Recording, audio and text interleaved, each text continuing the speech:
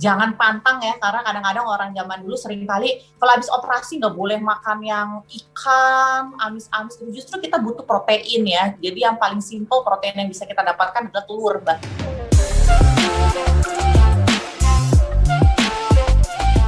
Kembali lagi, saya Rara Kalisaran menemani Anda di Sonora Parenting ya, bersama dengan Nakita ID ya.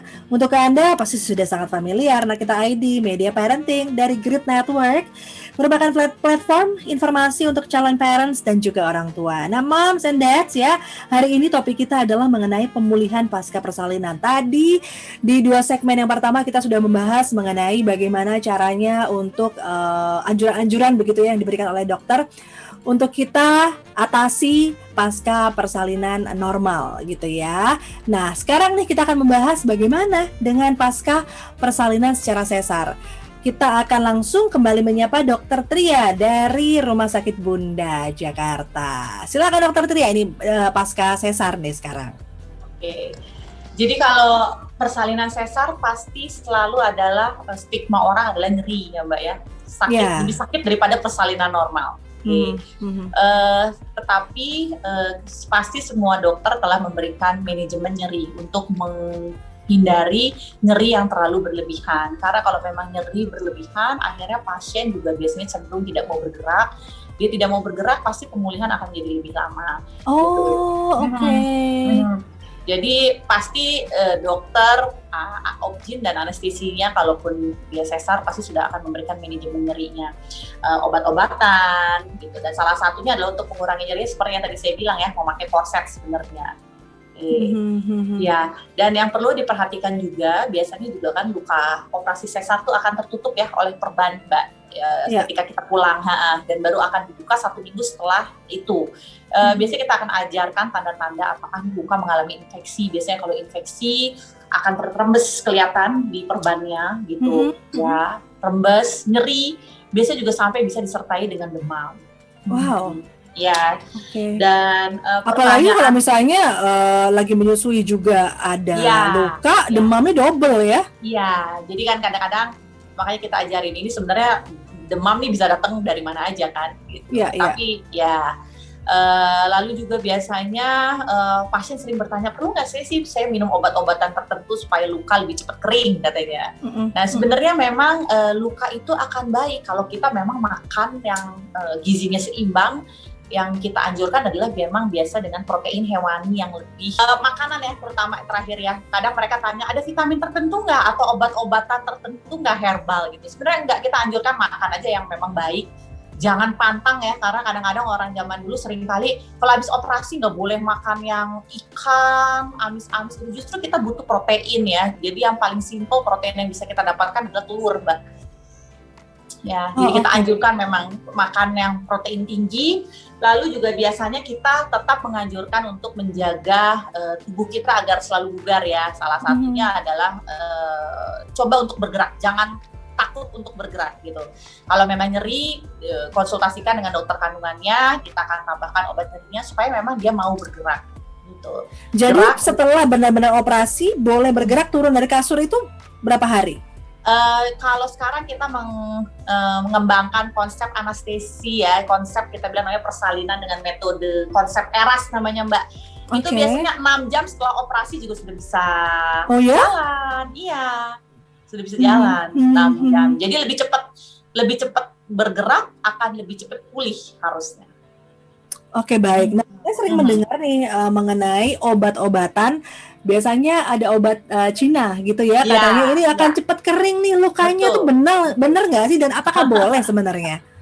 Sebenarnya sih mungkin obat Cina itu kan isinya obat herbal ya Mbak. Obat herbal itu kan nggak bisa kita teliti, nggak ada evidence-nya ya bahwa ini obat memang terbukti membuat luka kering gitu. Harganya mahal banget, nah itu obat Cina mendingan Mbak makan aja yang bagus, makan telur.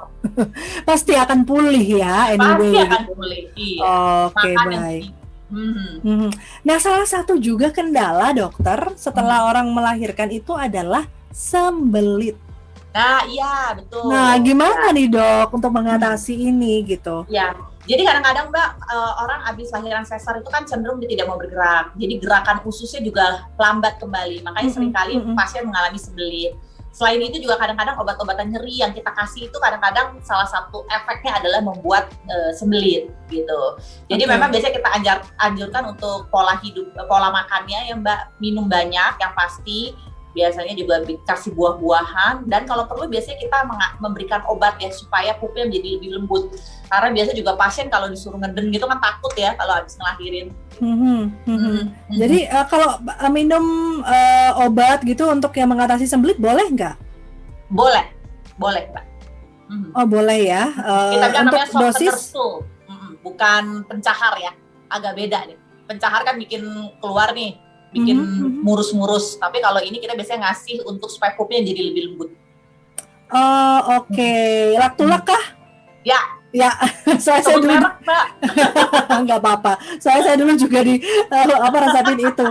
Dok, ini menarik ya tadi mengenai nyeri-nyeri. Sebenarnya nyeri juga dirasakan nih sama yang normal. Dan ada orang dulu bilang katanya kalau sudah keluar bayinya nggak ada kok rasa sakitnya udah hilang gitu. Tapi itu baru saya buktikan ternyata enggak gitu. Ketika dijahit itu memang tidak ada anestesi di sana ya? Disuntikan pasti Mbak. Anestesinya lokal aja, disuntikan pasti. Oh lokal begitu ya. Dan memang nyeri juga.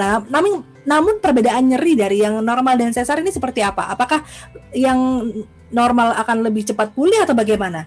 Atau justru lebih sulit karena lebih lembab begitu? Karena memang jaringannya ya juga yang dilukai nggak sebanyak jaringan sesar. Memang biasanya pasien-pasien yang lahiran normal tuh akan lebih cepat bergeraknya sih ya Mbak ya.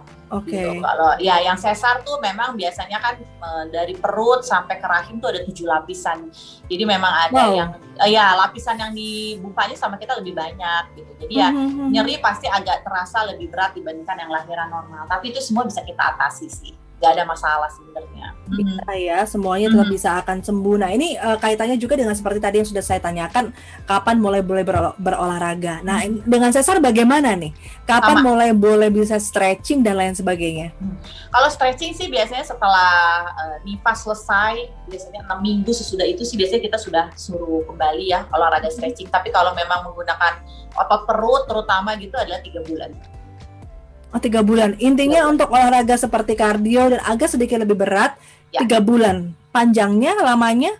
Sama Mbak, nifas tetap kita definisikan 40 hari. Cuman memang kadang-kadang orang lahiran sesar tuh sebelum 40 hari memang sudah stop ya darahnya. Tapi kita berpatokan kembali ya kalau memang di Islam kan memang nifas itu selesai adalah 40 hari. Jadi kita tidak berpatokan pada darah berhenti kapan, tetapi adalah kita melihat dari waktu durasinya 40 hari. Gitu. Cuma kadang-kadang orang lahiran sesar tuh 2 minggu udah nggak ada gitu darahnya. Ya, tetap masih dalam fasenya kita bilang namanya fase nifas. Siap Dok. Jadi memang yang pasti untuk masuk ke rumah sakit yang memang kalau rumah sakit dengan protokol kesehatan yang baik pasti mereka akan men-screening semua pasiennya dan terutama ada juga dengan penunggunya.